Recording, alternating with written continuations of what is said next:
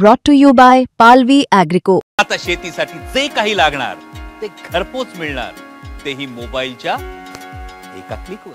स्वीटी, पिमला, रश्मी, सरस्वती अशी नावं एखाद्या ब्राझिलियन मॉडेलची असू शकतात का? काय वाटतं तुम्हाला? आज काँग्रेसचे नेते, लोकसभेतील विरोधी पक्षनेते राहुल गांधी यांनी दिल्लीमध्ये एच फाइल्स नावाची एक इलेक्शन कमिशनच्या विरोधात प्रेस कॉन्फरन्स घेतली आणि हरियाणा जे राज्य आहे त्या राज्यामध्ये विधानसभेची निवडणूक मागच्या वर्षी पार पडली. त्या निवडणुकीमध्ये कशी अफरातफर झाली, 25 लाख मतं कशी चोरली गेली असा आरोप सत्ताधारी आणि निवडणूक आयोगावर राहुल गांधी यांनी केलेला आहे. आता ही ब्राझिलियन मॉडेलचं जो त्यांनी फोटो प्रदर्शित केला, प्रेझेंटेशन स्क्रीनवरती दाखवलं, त्या महिलेनं जवळपास 22 वेळा 10 बूथवरती मतदान केल्याचा दावा देखील राहुल गांधी यांनी केला आहे. ती आता मॉडेल कोण आहे अशी वेगवेगळी चर्चा सध्या सोशल मीडियावरती सुरू झालेली आहे. ती नेमकी मॉडेल कोण आहे तेच आपण या व्हिडिओमध्ये पाहणार आहोत. नमस्कार, मी स्वानंद, तुम्ही पाहतात मुंबई तक.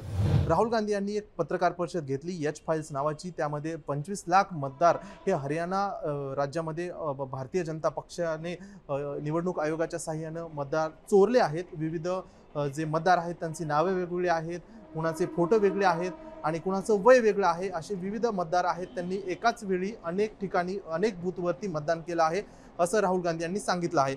जवळपास त्यांनी एक आज फोटो प्रदर्शित केला आणि तो फोटो होता ए महिला कोण आहे असं त्यांनी पत्रकारांना विचारलं. तुम्ही गेस करू शकता कोणत्या राज्यातील आहे, महाराष्ट्र आहे की नॉर्थची आहे, साऊथची आहे, वेगवेगळ्या राज्यातून तुम्हाला काय वाटतं ती महिला कुठली असेल त्यांनी असं विचारलं.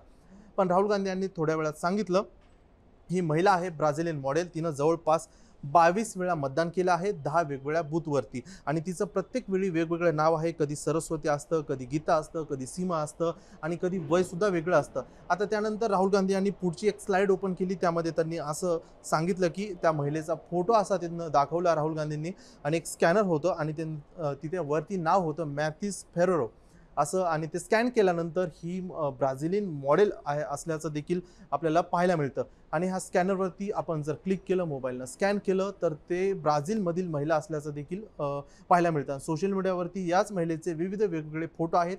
ती एक ब्राझिलियन मॉडेल आहे. आता तिचं भारतीय मतदार यादीमध्ये नाव कसं आलं, कुणी आणलं, हा प्रश्न देखील आता चर्चेचा विषय आहे. तुम्हाला काय वाटतं, हा ब्राझिलियन मॉडेलचं नाव कुणी आणलं असेल, तिचं नाव भारतीय मतदार यादीमध्ये कसं आलं, तिनं 22 वेळा मतदान केलं का, राहुल गांधींच्या सर्व आरोपावरती तुमच्या प्रतिक्रिया काय आहेत हे आम्हाला कमेंटमध्ये सांगा. बाकी सर्व अपडेटसाठी तुम्ही पाहत राहा मुंबई तक.